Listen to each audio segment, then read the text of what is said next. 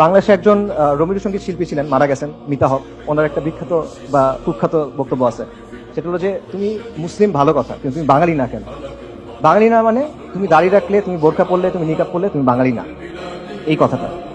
তার কথার অর্থটা কি? অর্থটা হলো যে ইসলাম মানো, কিন্তু আমি যেভাবে বলতেছি এভাবে মানো। আমি ঠিক করে দিব তুমি কতটুকু ইসলাম মানন করতে পারবা। আমি একটা ছক দিব, এই ছকটার মধ্যে তুমি ইসলাম মানো, এর বাইরে যাবা না। এর বাইরে যদি যাও তাহলে কি? তাহলে তুমি বাঙালি না, ঠিক আছে?